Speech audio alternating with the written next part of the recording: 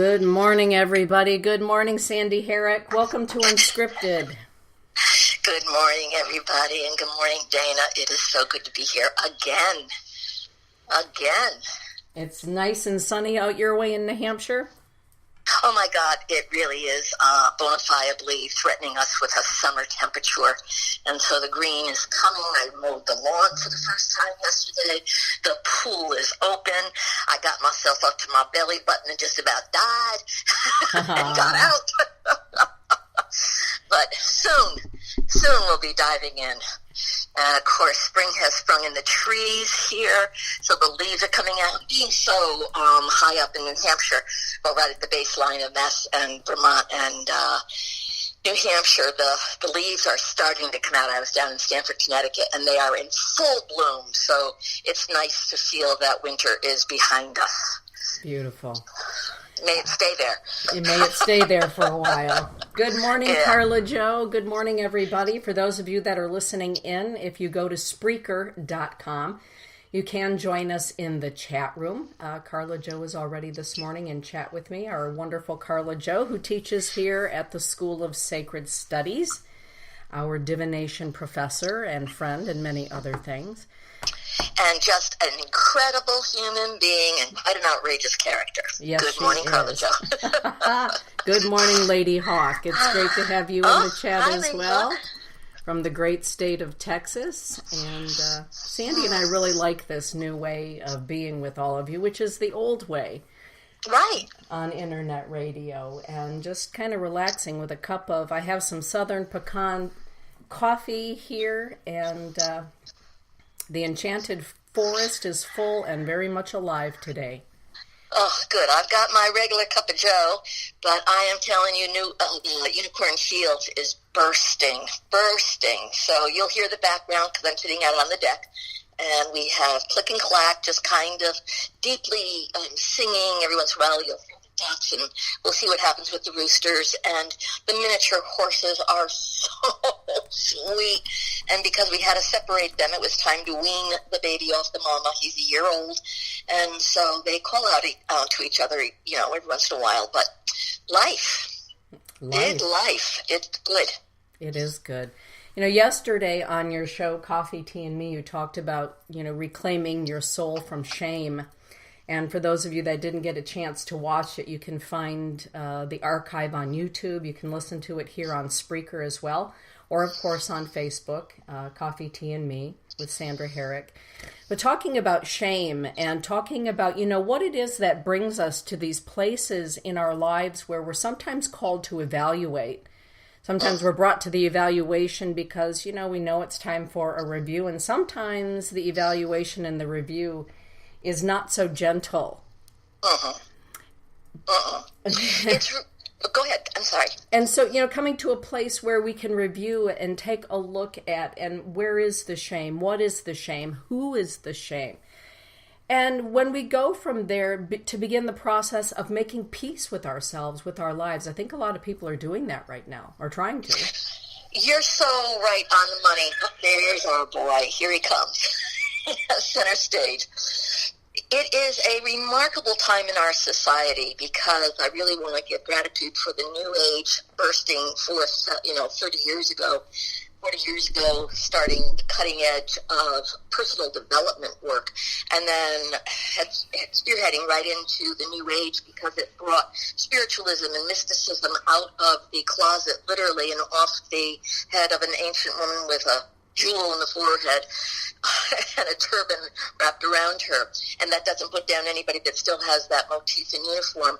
But it certainly means that the collaboration of personal development and spiritual awareness is collaborating, where science and spirit are truly discovering it's not just the mental, it is the spiritual and the right brain, left brain. And so I am so grateful that I, in all due respect, live long enough and continue to live in this incredible environment of consciousness that is realizing if there is shame, it affects your soul, it affects your spirit, it affects the charisma, the natural light that radiates from you.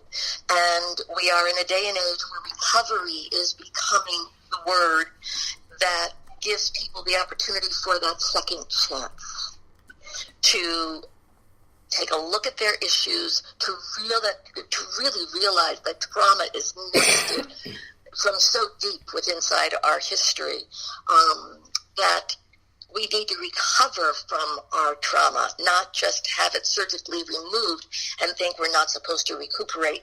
And I think, as you know, start new patterns of identifying with ourselves and with other people. So that's really where our show is today. How do we start the new way of seeing ourselves, give up the negative talk, tame our shame, and allow the gratitude we have for being who we are to flourish. I like that, taming the shame. Yeah. Ooh, God, dang. Yeah, that's There's big. a label. I'm gonna take that one. Yeah. And, you know, for you, Sandy, when we talk about taming the shame, a lot of times we spend a disproportionate amount of our lives, I believe, blaming ourselves for the actions of others, or putting ourselves in a situation where we could become vulnerable to the actions of others and actions of our own selves, frankly, at times. Well, yeah. What's the process for you to finally say, you know, hey, wait a minute, maybe it's time that I give myself a little bit of a break here? Well, first of all, finding out that it's possible. We're so enmeshed in negative sensationalism, and even all the, what's going on today in social media, the presenting of images that may not look like you, but look like something. If you thought you could look like that, you would be more successful, more powerful, more sexy, more desired, and all that stuff. To realize, and this is my own sense of discovery, and I just said it yesterday in my own practice, to make peace with the fact of who I am, not just what I think I'm supposed to be. And to find out what my being is, rather than trying to always be different. So I'm never at peace with who I am.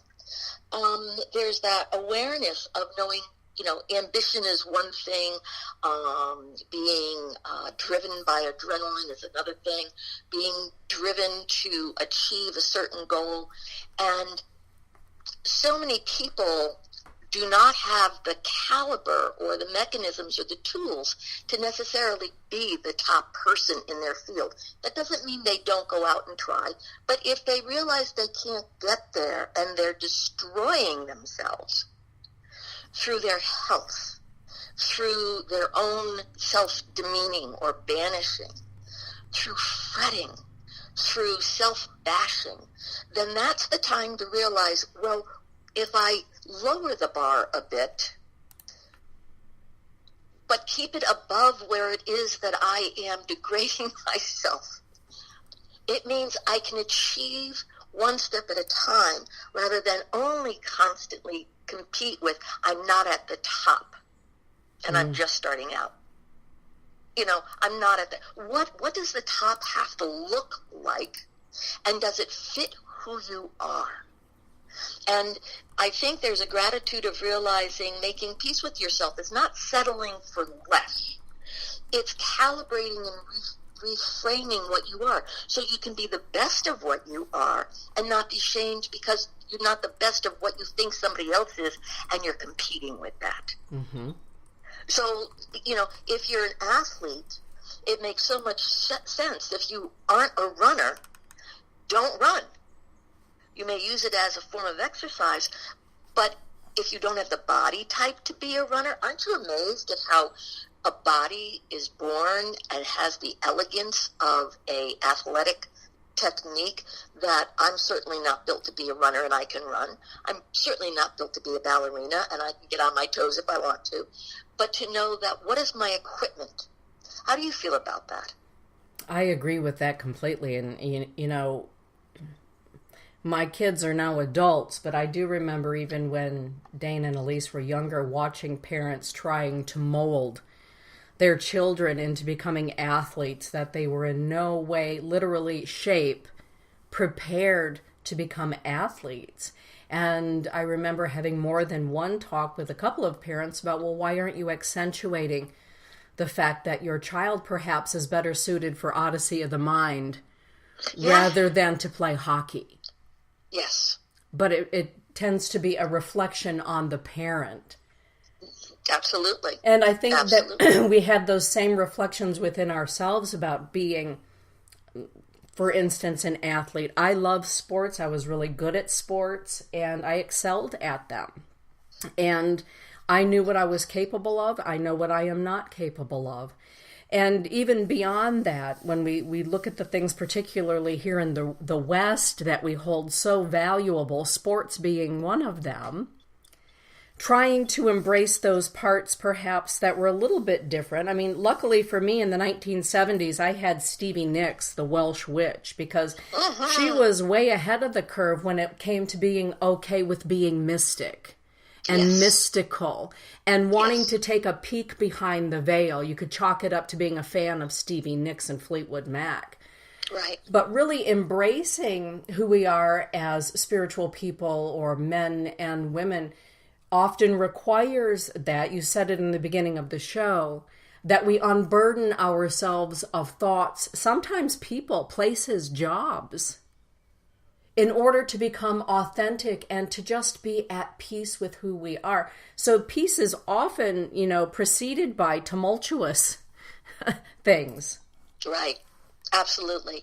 And there's that, it's if we are driving ourselves away from peace of mind, if we're driving ourselves away from being peaceful within our families, if we're driving ourselves away from being peaceful with our intimacies, then that has got to be the information that is as clear as it possibly can be in describing where you are going is depleting a peaceful life. And if you are choosing to go there and that's your ambition, why are you dragging everybody along with you if it's not peaceful for them? Those conversations need to be brought on the table. Those conversations, when a wife has an ambitious husband, or a husband has an ambitious wife, when there's an ambitious rivalry within the family. And this is not about making anything negative. These are markers to look at that say, what does peace mean to us? Sometimes peace means being hard drive, kick-ass, going down the highway at 160 with your hair flying out and thinking, now this is exciting, it brings me peace. But does it bring you a peaceful dynamic? If it does, amen. If you have people that they get frightened, they get anxious, they feel that there is a divide because now you are going into an addictive type of quality or a drive that doesn't include everybody. The peace, that slogan, the peacemaker. I was the peacemaker in my family, and not everybody liked that. But there was that place of when things got too chaotic, how do you unplug so that it can implode gently rather than implode disastrously? And we are in a very aware state now where more and more people are thinking about recovery and looking at the reality of their adrenaline rather than always living on adrenaline. How have you experienced people that live on adrenaline? Oh, I've had people in my life that lived on adrenaline, always on the edge, always, always, always walking right on that fine line. And for me, I love peace and peacefulness.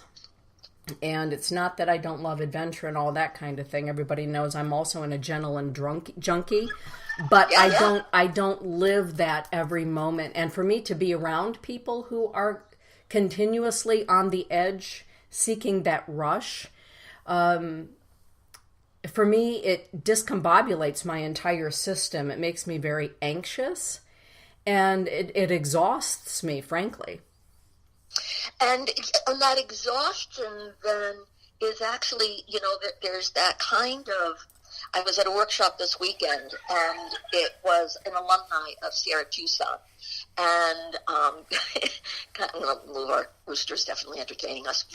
The quality of individuals that are there are really there because they are deciding to be more peaceful in their life rather than to be driven by sex, drugs, rock and roll, oversaturation, and realizing that they were craving peace but didn't know how to disconnect from the excitement or the danger. Mm-hmm. And normally someone falls into that category. You need somebody to intervention, even your own soul. When a soul calls and says, hey, have a look here, we're kind of in trouble. How do we stop? What happened at the weekend was the ability to talk to a medical individual, a scientist, and somebody who's involved with mysticism and whatnot, including myself, and to realize that all these elements are now important for recovery, for making peace. And we have forgotten to breathe. What is most amazing is all these people that are starting to write the books and really say, what is mindfulness? How do you detach? How do you get out of an anxiety attack? Mm-hmm. You breathe. We have forgotten how to breathe. Absolutely. And when we're breathing, and it doesn't mean I have to sit down for an hour and a half to meditate. It doesn't mean I have to sit down and disconnect from my life. It means when I start to speed up, don't forget to breathe. So I'm actually more alert in the situation rather than disassociated. What happens when you see disassociation, Dana? For me, I do have to sit down and I do have to breathe. Carla Jo is saying, I'm one who needs quiet and alone time. Too many people and distractions wear me out way too quickly, and I'm with her. So yes. To sit and to breathe and to disengage. And for me, one of the biggest ways, or learning curves, I should say, for me to come to a place of peacefulness was when I finally realized that I am not responsible for everybody else's happiness or their adrenaline rush or their entertainment or to solve all of the problems that they have in the world through the gifts that Creator has given me or through companionship or hand-holding or babysitting. And it's not to say I'm not compassionate or any of that. I am. But I believe there can be a learning curve, particularly in the spiritual arts or the mystic arts, where we have to learn that there are people who are needy for the sake of being needy. And there are people who are needy for the sake of not wanting to do their own work. And there are people who are temporarily needy until they find somebody who can help them find their light again. And I've really kind of learned how to determine who fits into what particular category and go forward in that way so that I can have my own peacefulness and not worry and fret about what everybody else is worrying and fretting about.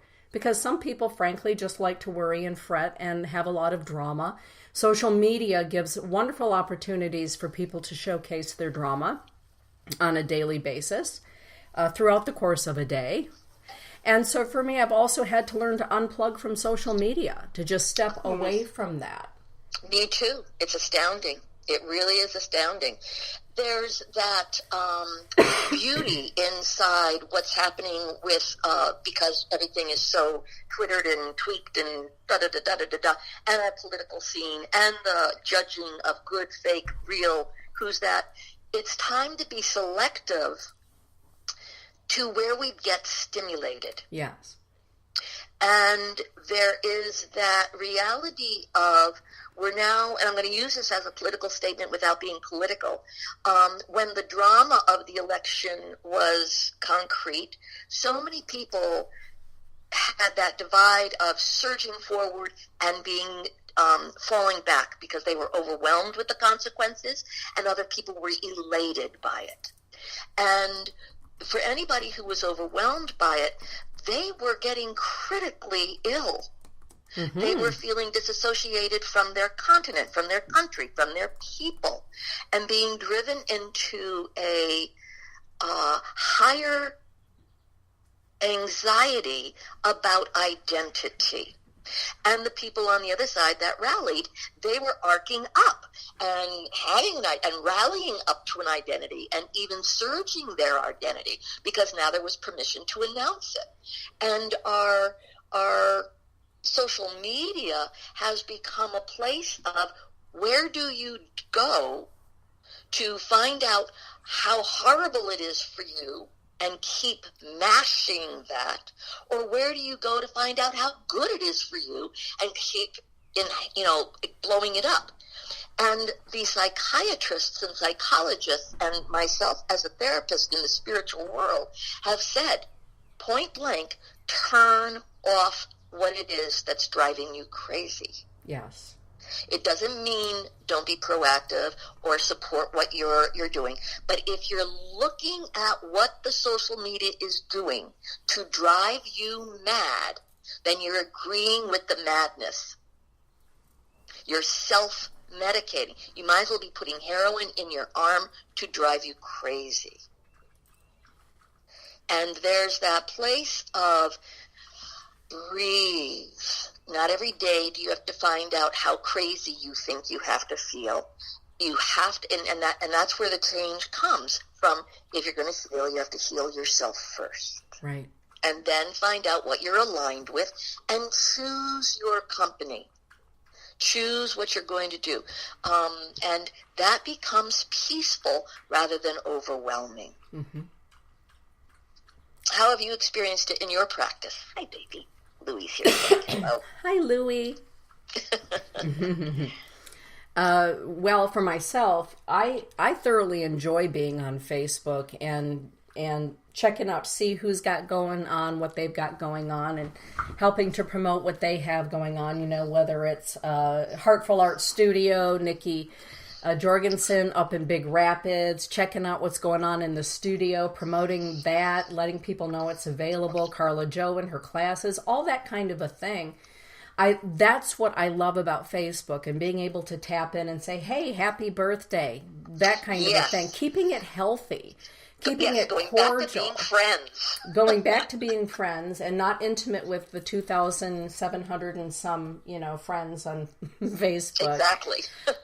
Because another thing that I've noticed is that with social media, there are those that connotate the word friend in a different way, so that if you are a friend on Facebook, that means for some people that messenger tool is available for them 24 hours a day, 7 days a week to reach out to you about every little bump in the road that's going on with their life, every little gift that they would like to share. And some people become very offended when you don't respond at 1 o'clock in the morning or 10 o'clock at night to your social media friendship, right? So learning to build boundaries for me was another way that I had to really decide how much peacefulness do I want and how much fun do I want to have with social media. And having people, text me through Messenger at 11 o'clock at night that I've never met to tell me about this, that, and the other thing, and become angry that I didn't respond within the first 10 minutes, gave me an opportunity to reevaluate and move forward in the reevaluation. That makes sense? Oh, absolutely. Absolutely. There is discernment, and you said it so beautifully. I remember, I forget how many years ago, but when it wasn't Facebook, it was MySpace. And I had a client, a young teenager who just, in high school, and she goes, well, there's this new thing called MySpace. And it's like, well, what's that? And then Facebook took over. Please, everybody, we're not putting down any of this protocol for social media. It's not just where does the anxiety come from, or how do you make peace? Right. And it was interesting to watch the anxiety mount about being able to overexpose to other people's activities. Uh-huh. And were you invited? Weren't you invited? Did you belong? Who do you exclude? And tracking ex-boyfriends or girlfriends. Right.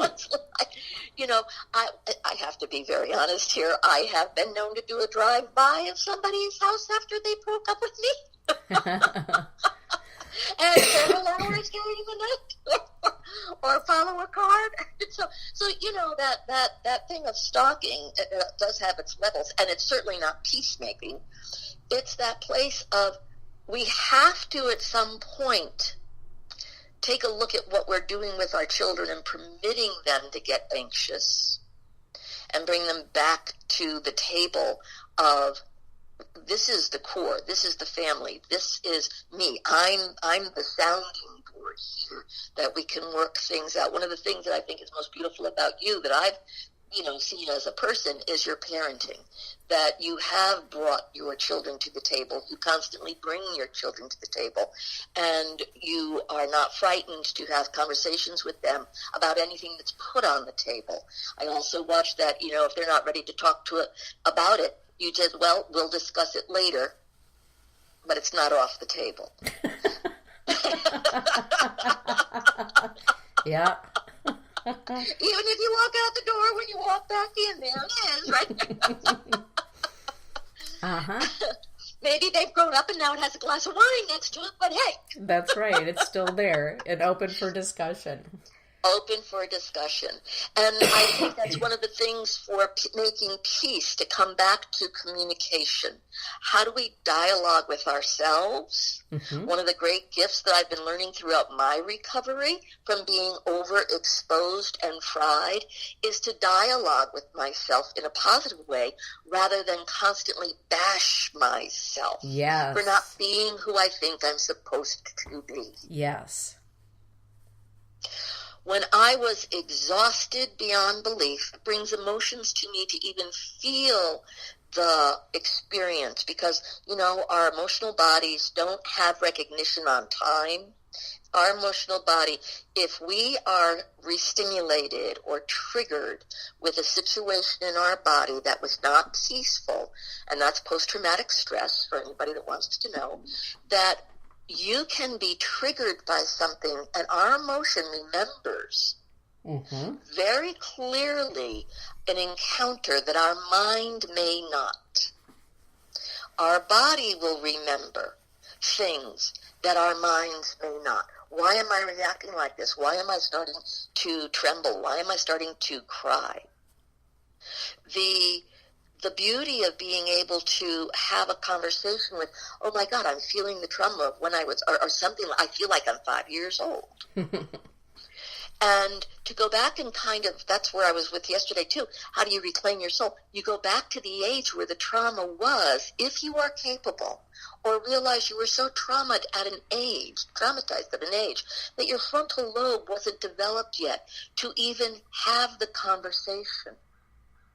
But we made decisions about, okay, I'm going to be the superhero. Okay, I'm going to, we pick on identities. That's where we start wearing the masks. Right. And to have the conversation to put on my personal table, I need to go talk to my 5-year-old and find out, how do I mother her now? How do I give her the wisdom of my life that I've grown up with, rather than just always superimpose my mother's ideas or my father's ideas or the time of the 40s and the 50s? Right. Because we certainly are not in that mind frame anymore. Mm-hmm. And to soothe the collapse of the idea that a 5-year-old thinks they're going to grow up and be something, and by the time they grow up, that reality isn't even existing in their everyday life anymore. Exactly. I had a really unique experience this past weekend.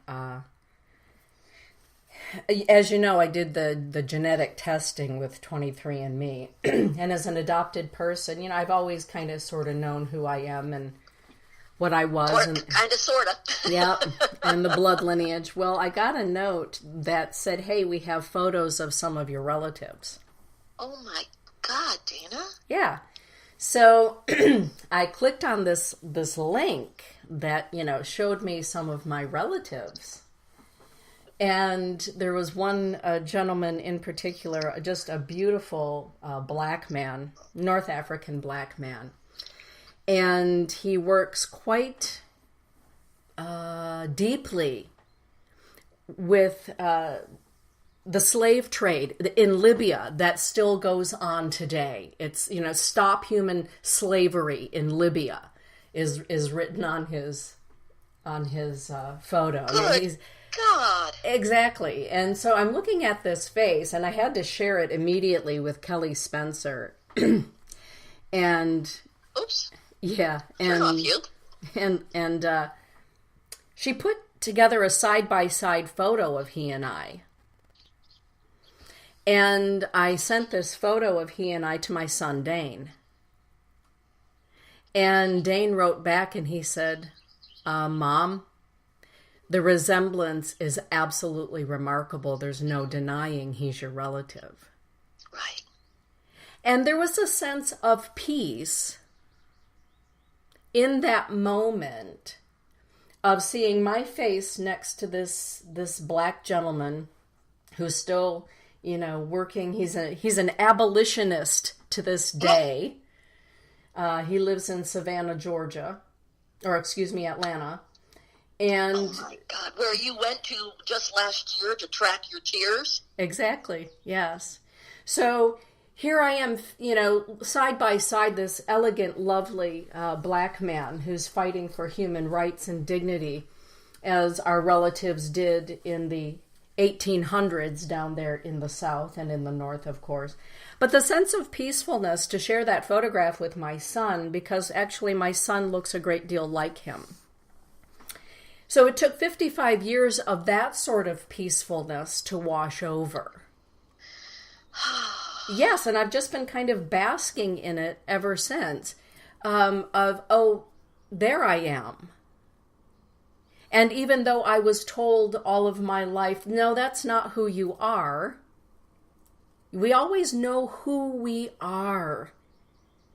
And when we finally take that deep breath and, that is who I am, there's peacefulness in basking in that and being okay with it, regardless of what others may feel or perceive or wish to be otherwise. What do you say about that, Sand?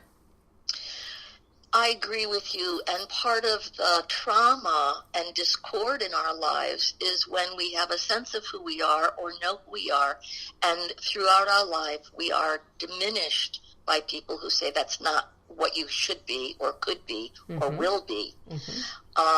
Or if you are that, you can't associate with me, or, all those things that create separation, banishment, being less than. And the peace of mind that I feel in hearing your story is also to see that not only do you see someone who looks like you and validates your gene pool, his intelligence is paralleling yours and yours him in being someone who takes care of those that are not needy and deeply in need. Exactly. And because of whatever the skills are, or your karma and your heritage and your blood, and the right to stay sane, you are seeing someone that is of like mind in the purpose of your life. Yes. Because who else has that in your life, in your peers? Right. In your family? Right. No one. So that brings up the shivers for me. Yeah. I can hardly wait what happens when the two of you talk. Exactly. It was a beautiful moment. Barbara Hurley D'Ambrose is in the chat room with all of our friends, and she's saying that I saw a reflection. I did. I looked at him, and it was one of those moments where I experienced this in Cairo as well, at the Church of the Apparition, to sit in a church pew in Egypt, and the tears started and they didn't stop, and there wasn't like an impetus behind them. They simply were. Right. And so as I was carrying around my cell phone looking at this man's photograph and dripping and dropping all over my cell phone, I showed the photograph to Todd, and he said, "Oh my God, Dana, you look just like each other." And it was the first time for me, other than my children, that I've had that experience that most people have as a common experience, growing up. Right. The peacefulness was, it's still with me. We have a very dear friend also who is adopted, and he was born in England, adopted in England. And he did a search. They were able to do papers. And he came to America and lived in America, but not out of the ambition of, I'm going to go see who I am. But when he found out about the search, he found out he had a twin. Wow. A twin in Texas. And he made the arrangements to go. They contacted everybody. And he said when he saw his twin literally walking toward him, he fell apart with the reality of, oh my God, this is the first time I'm seeing someone that looks like me. Yes. And it is amazing when we see like kind. Mm-hmm. It is it adjusts, and it does bring calm, because it means we're not alone. Mm-hmm. We're not isolated.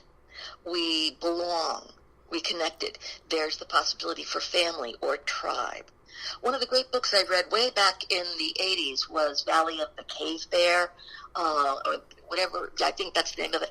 And it was about this woman that was picked up on the roadside by these creatures, these hairy kind of Neanderthal people. What do you call them? Oh, Neanderthals. Neanderthal people. And she was taught how to be a healer and to pick plants and everything else. But she was a blonde child with blue eyes and white skin, as these other beings were, hairy and disgruntled and really close to the earth.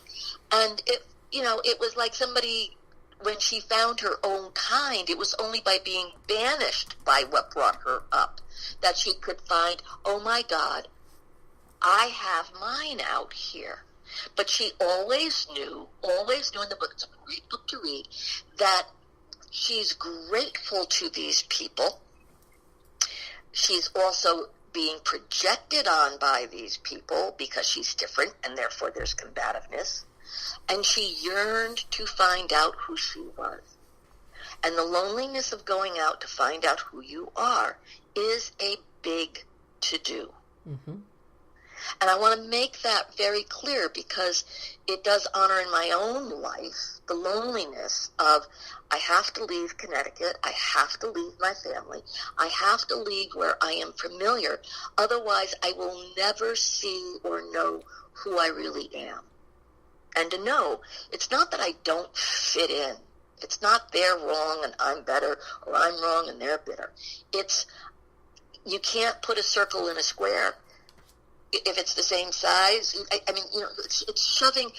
I think I want to be more polite than that. It was the inertia of some soul energy inside my own right brain intelligence that demanded to offer me guidance. Even though it felt lonely and exciting, even though it felt challenging, and why did I have to leave and nobody else had to leave, and all that stuff. But it created the rest of my life. And that's peaceful. Mm-hmm. Very peaceful. Barbara is saying you hit a nerve, as this is what she's going through at the moment, Sandy. What is that, Barbara?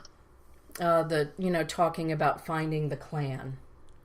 Yes. Yeah. Oh, you're giving me the goosebumps and my goosebumps. And Kelly Spencer is in the chat room with us at the moment.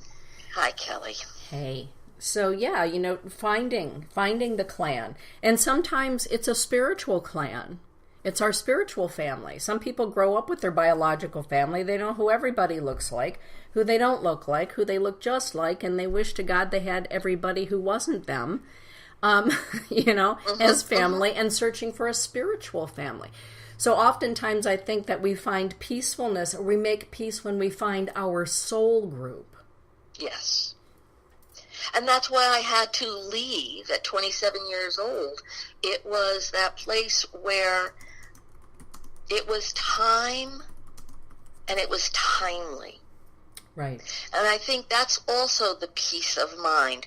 I once the decision was made, there was a peace.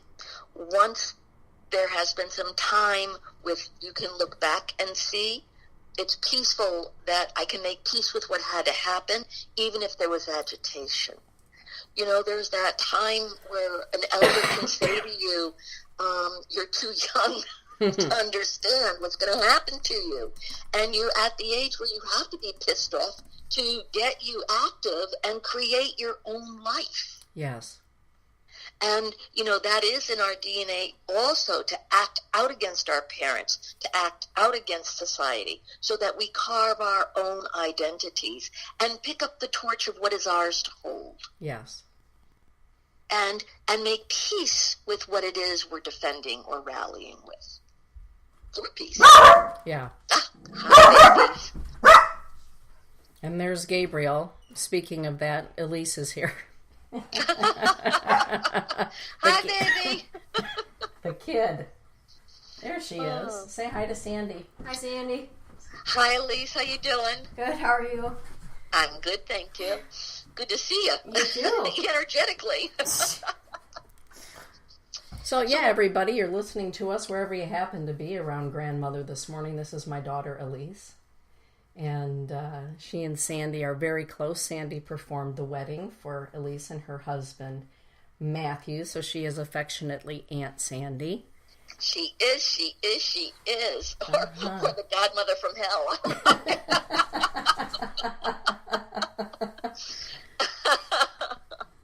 So I have a question for you, Elise, since you're sitting right here, and she's giving me the eyeball roll that, daughters do. You know what that's like, Nikki. You know what that's like, Kelly, to get the eyeball roll from your daughter. So, Elise, what was it like for you when you saw that photo of me next to Bernard this weekend? You could tell you look like each other. You could tell it, yeah. Or Dane. Yeah, that it looked like Dane. Wow. Carla Jo is saying hello. She says hello. So, that was the first time for my daughter as well to have a moment of, oh my goodness, this person looks like my mom. Right. And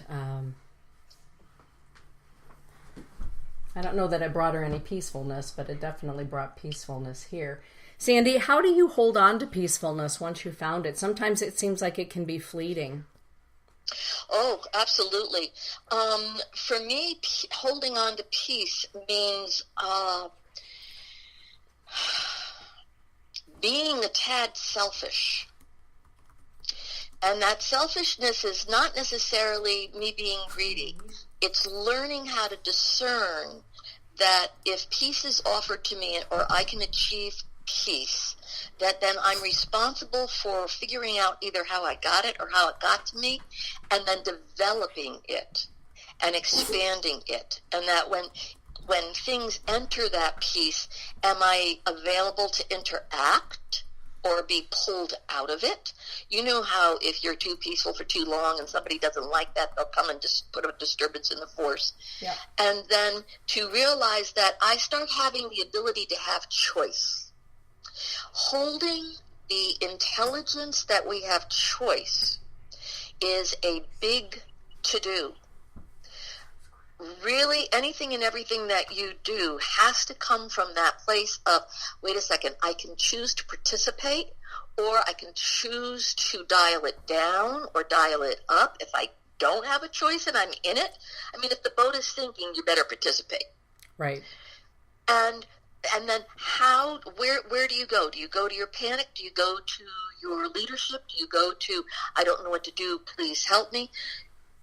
It's again, getting involved with the identity of who you know yourself capable of being, and holding on to the reality of when negative people, and we all know we have people that love negativity, come into our lives, depending on how we feel or are connected to these people, to choose how much of them you will allow in your life. And to slowly but surely, I mean, I have somebody who goes, how the hell do I hang up the phone? You politely say, I gotta go, and you hang up the phone. Right. Oh my God, they don't stop talking. Well, because you haven't hung up the phone. Yes. They will call somebody else, believe me. Oh, yeah.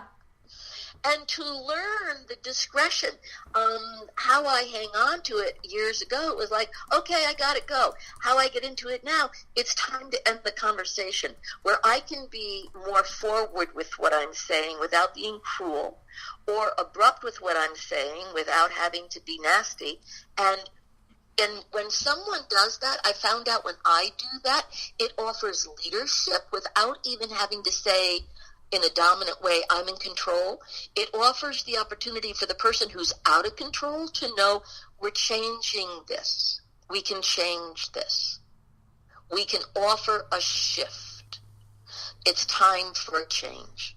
Or this is over now. And it's just like in the beginning of the conversation where we'll put it on the table and we'll come back. Mm-hmm. To be able to know that when you feel escalation, you can choose to either write it all the way out and then know that you made the decision and be responsible and accountable for your decision.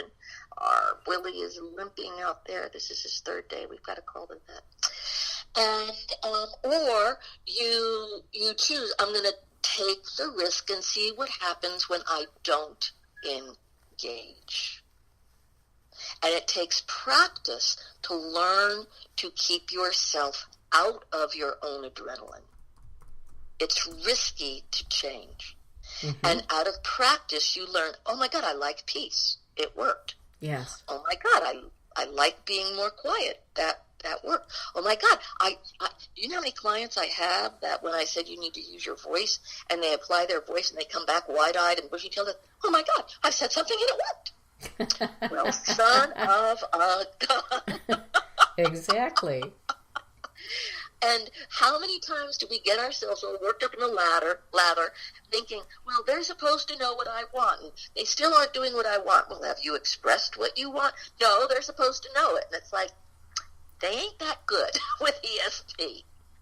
And how do we take responsibility for, again, it goes back to communication with ourselves and the people around us. And it doesn't mean cutting something off all the time, even though sometimes it does. It means use the rheostat. Use your feelings. I'm starting to feel anxious. Oh my God, I'm starting to feel sad. Oh my God, I'm starting to lose control. Use your personal rheostat and start defining and identifying your emotions so that you know what's happening to you. It's how many people have you heard that go, oh my God, I didn't know it was happening. Right. I didn't even know I was getting overwhelmed. I didn't even know I was that angry. Exactly.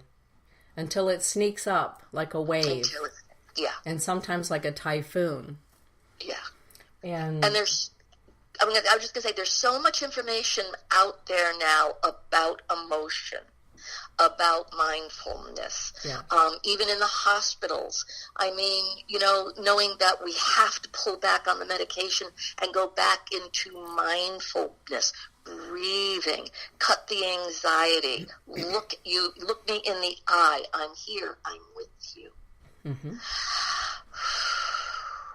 Right. It's astounding what happens. Yes. And it is also astounding how when we make peace with ourselves and we become peaceful in who we are, how other people can also become peaceful with who we really are. It is contagious. And I do believe that there are people in our lives that we pretend to be something else for, who all along have waited for us just to be us. Right. Right. Raising these two yahoos of mine and Colton, I remember Elise as a very little girl, 5 years old, crying because she wanted me to be a stay-at-home mom. And that was not who I was ever going to be, or frankly wanted to be, for my own personal reasons. And I let her know that I was peaceful being a working mom outside of the home. And I was peaceful in the fact that I had goals at the newspaper, and I was going to college at the time. And letting her know that I was peaceful with that, it was not a burden to be who I was, ultimately I feel was a really great, good gift for her, and she has agreed with that. because she knew immediately that there wasn't anything wrong with me being a working mom, but that's who her mom chose to be, who her mom was, who her mom is. And she learned right away that there are lots of ways for moms to be, and it's okay to be any of one of those kinds of moms or a combination of. So sometimes pretending that we're somebody that we're different, or wishing we were somebody different, publicly wishing, we actually deprive others the peacefulness of knowing that we're content with who they are, and therefore they can be content with who we are. Does that make sense, Sandy? Absolutely. And the broad stroke in what you are saying, and I'm glad that this is there, is that in that discussion or in that anxiety of, there goes my mother, she's going out the door, she's always got whatever that is, whatever got, first of all and foremost, congratulations for a child to have the courage to confront a mother with, hey, this is what's going on for me. Right. And, to be able to express the anxiety and have that soothed by having a conversation. I mean, truly, that's magnificent. What I'm also hearing in the story is she's asking, where's the love? Are you loving me if you're not home? Are you a loving mother if you're not around? Am I loved? Am I worthy of having your attention? And to be able to say what you're doing and know that it's not taking away the love, it's not lessening who you are as a mother, and it reassures her that she's not left behind when you walk out the door. That wherever she goes, she has your love. Wherever you are, she's not disconnected. You're not forgetting the child when you leave. Exactly. Because that is very different. We do see that where a child is left when the parent goes out and the family's left behind. Right. And you can feel, you walk out the door. I mean, this is one of the great stories of my life, because I was so independent and so I lived alone. So when I was out in California, my brother came out to live with me for a while in his recovery. And I went up to San Francisco. And when I came back, he was wide-eyed and almost drained, and he said, Sandy, you can't leave like that. And I said, what do you mean? He goes, you walked out the door, and your soul and spirit went with you. He could feel my spirit in the room when I'm there. He could feel my soul. He felt safe. When I walked out, all of me walked out. And it brought that attention to me with, oh, my God, he's relying on me to give him a certain containment, a certain comfort. And so we had a talk about, when I leave, that I would leave my love of him with him and take his love of me with me. Yeah. And we practice it. It gives me the shivers. I can feel it within my own relationship in this moment with my husband. There are times when, he can be gone for hours at end and, I don't feel a disconnect at all. And then there can be, like 5 minutes of like, where the hell is he? What just happened in the universe? And when I talk to him with it, it's like he can agree. Yeah, I disconnected. He didn't know he did, but it was like there was that, it's like you have to pay attention when you're disconnected because I'm so sensitive. And if you don't reconnect within enough time, you're going to come home to a house full woman. And that is by choice. So we have to reconnect. And I think that is part of the medicine, that we can't always be connected, but we always need to stay aware that we have to reconnect. Beautifully said. Well, Sandy, we're at the top of the hour. We actually went over a bit today. We have more fun doing this show. I'd like to thank everybody who did join us in the chat room and everybody listening in on the archive or listening wherever you happen to be today, and wishing for you peacefulness and being at peace with yourself. I really do feel that we all come here with passion and purpose. And when we're living that passion and that purpose, not everyone is going to understand it. Not everybody will like it. But we do have to be able to look in the mirror in the evening and know that we spent our life, it's a pretty precious thing, doing what we came here to do and being with those that we came here to be with. And to know that the blame and the shame is not something if we are carrying it around, it isn't something that we need to continue to carry around, that it is something that we can put to rest. Yes. And move forward. And for those that are wondering, okay, so how do I do that? Where do I begin? Sandy, this is your expertise. Well, I thank you for acknowledging that. It has become a passion because it is what is the epidemic right now. And there's great medicine, there's great awareness, there's great merging now with the science and mindfulness and the spirit and the mysticism to know that without one of those alignments in your core, you do have an angst, that we are a part of a whole that it's time to reconnect with. So thank you for the time, and thank you, Elise, for showing up. Thank you, everybody, for being there. And, ciao, Bella. You're out of town. And ciao, Bella. Send me that photograph. I want to see that photograph. I will. Have a beautiful day, Sandy. Have a beautiful day, everyone. Okay. Bye. Bye-bye. There go the ducks.